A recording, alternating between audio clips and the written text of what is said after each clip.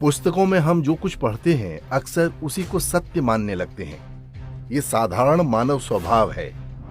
सदियों से पुस्तकें ही ज्ञान विज्ञान और सत्य का माध्यम रही हैं।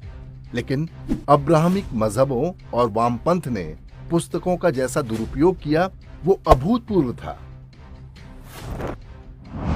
अंग्रेज अधिकारी लॉर्ड मैकॉले ने भारतीय शिक्षा व्यवस्था को नष्ट करके जो नई प्रणाली थोपी वो भी इसी बात का उदाहरण है।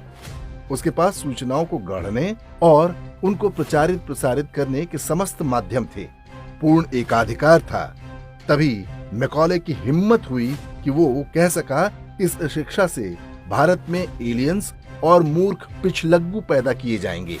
और वही हुआ। बड़े बड़े विद्वान उसके द्वारा रचे गए झूठ के जाल में फंसकर मति भ्रम के शिकार हुए। डॉक्टर अंबेडकर ने स्वयं स्वीकार किया है कि वो संस्कृत भाषा से अनभिज्ञ थे। फिर उनको हिंदू धर्म के बारे में क्या पता था? कैसे पता था? मनुस्मृति तो एक ऐसा ग्रंथ है जो आज भी अधिकांश लोगों के घरों में नहीं होता। न कोई पहले पढ़ता था न आज पढ़ता है। किसी अंग्रेज ने उसका अनुवाद कर दिया। जिसने अनुवाद किया उसे भी संस्कृत नहीं आती थी। उसे बस ये पता था कि अर्थ का अनर्थ कैसे करना है। डॉक्टर अंबेडकर ने उन्हीं मक्कार और परेबी ईसाई इंडोलॉजिस्ट द्वारा गढ़े झूठ को पढ़कर हिंदू धर्म के बारे में अपनी राय बनाई। डॉक्टर अंबेडकर विश्व के सबसे प्रसिद्ध अर्थशास्त्रियों में भी गिने जाते हैं। लेकिन क्या उन्होंने भारत की इकोनॉमिक हिस्ट्री पढ़ी?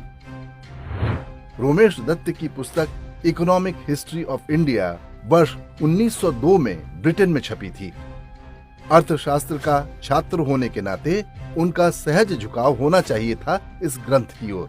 लेकिन उन्होंने इसको नहीं पढ़ा। पढ़ा होता तो अवश्य समझ पाते कि ब्रिटिश लुटेरे भारत क्यों और क्या करने आए थे और उन्होंने क्या क्या किया। डॉक्टर अंबेडकर ने कौटिल्य का अर्थशास्त्र भी नहीं पढ़ा। पढ़ा होता तो अपनी पुस्तक में जब वे वर्ण व्यवस्था के अनुसार ब्राह्मण को प्रीस्ट, क्षत्रिय को वॉरियर, वैश्य को ट्रेडर लिख रहे थे तो शूद्र को मीनियल या नीच न लिखते।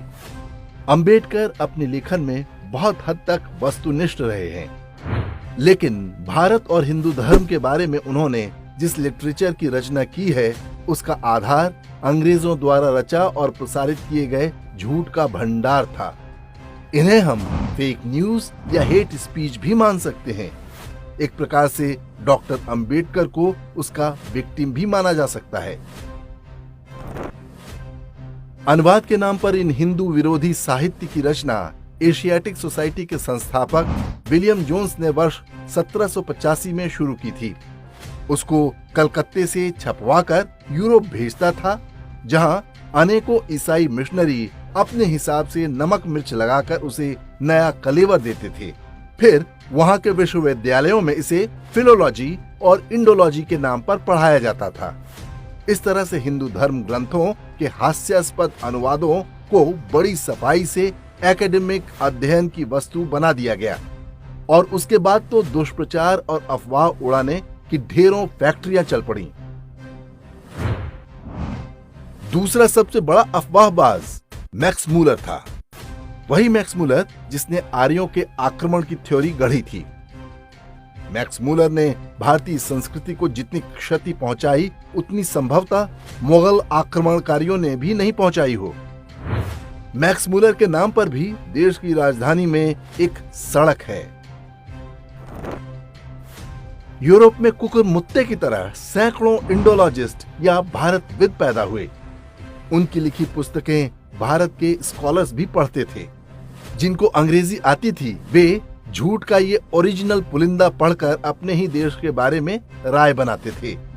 जिनको अंग्रेजी नहीं आती थी उनके लिए इन्हें देसी भाषाओं में अनुवादित करके पढ़ाया जाता था। अंग्रेज चले गए लेकिन वो कार्य आज भी जारी है। विलियम जोन्स और मैक्स मूलर ने भारत और हिंदू धर्म को लेकर जो फेक न्यूज और हेट स्पीच गढ़ी, अंबेडकर उसी का विस्तार मात्र हैं।